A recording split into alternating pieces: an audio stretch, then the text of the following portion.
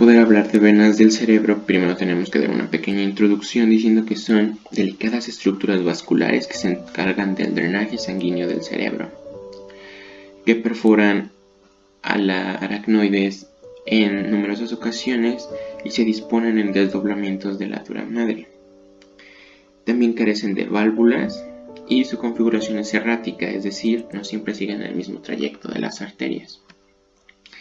Para su descripción, se distinguen tres tipos de venas: las venas superficiales o de las circunvoluciones, venas profundas o de Galeno y venas de la base o de Rosenthal.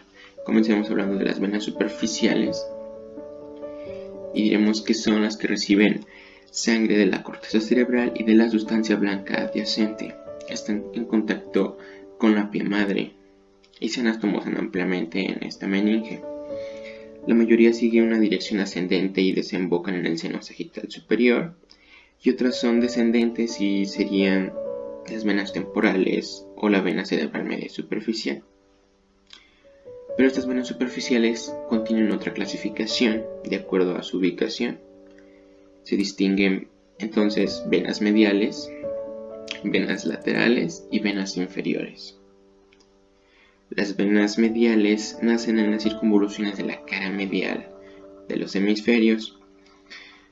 Se dividen estas también en ascendentes y descendentes. Las ascendentes terminan en el seno sagital superior y proceden del lóbulo frontal, del lóbulo paracentral, del lóbulo parietal y del lóbulo occipital.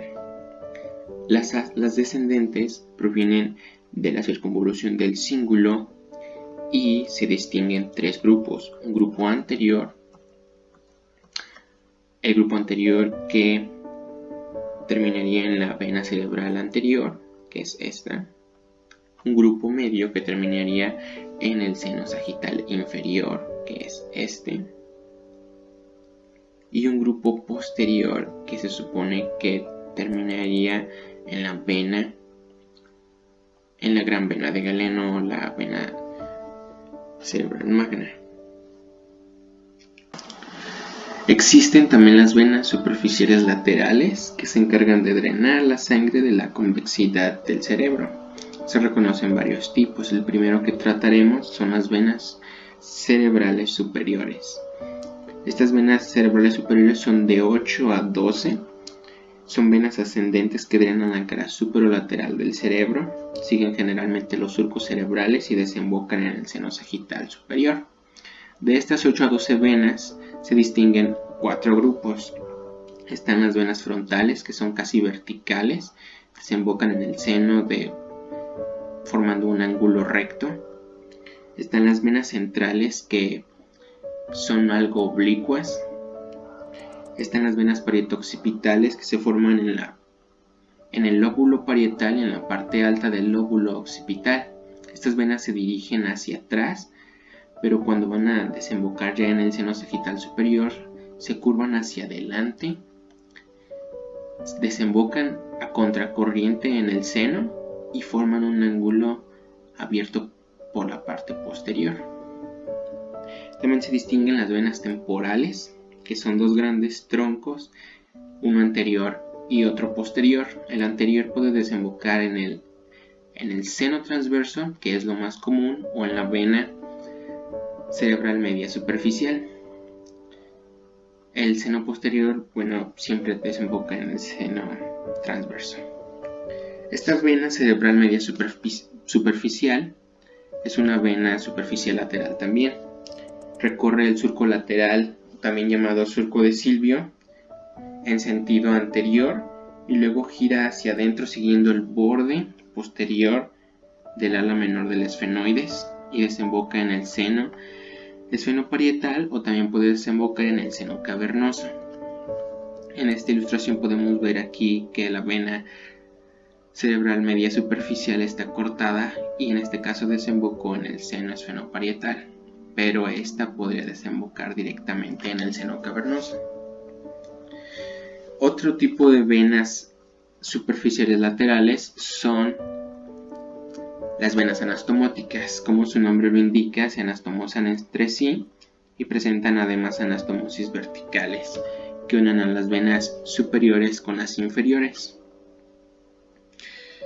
Se distinguen principalmente dos: la vena anastomótica superior o de Trollard, marcada con un número 7 en esta ilustración, y la vena anastomótica inferior o de la B, con el número 8. La vena anastomótica de Trollard sigue una dirección anterior-inferior y se encarga de conectar el seno sagital superior con la vena cerebral media superficial. La vena de la B o anastomótica inferior está detrás de la superior y es más variable. Tiene dos presentaciones o dos variantes: una incompleta, que es la que estamos viendo, que conecta el seno transverso con la vena cerebral media superficial, y de ahí pues ya desemboca en el seno esfenoparietal o podría en el seno cavernoso, depende de dónde desemboque la vena cerebral media superficial. También tenemos una variante completa que va a formar un arco de concavidad posterior y va a unir directamente el seno transverso con el seno sagital superior. También tenemos otro grupo de venas superficiales, que son las inferiores. Vamos a tener dos grupos: un grupo anterior u orbitario, que se van a dirigir al seno sagital superior, o también se pueden dirigir a las venas de la base. Luego tenemos un grupo posterior o temporo-occipital, aquí los estamos viendo, que se encuentran en la superficie inferior de la corteza temporo-occipital y se unen a 2 o 3 troncos venosos y desembocan en el seno transverso, como podemos ver aquí. Están 3, pero bueno, en esta lámina están cortados y podemos suponer que es porque aquí ya se conectaron con el seno transverso, o van en dirección a conectarse con el seno transverso.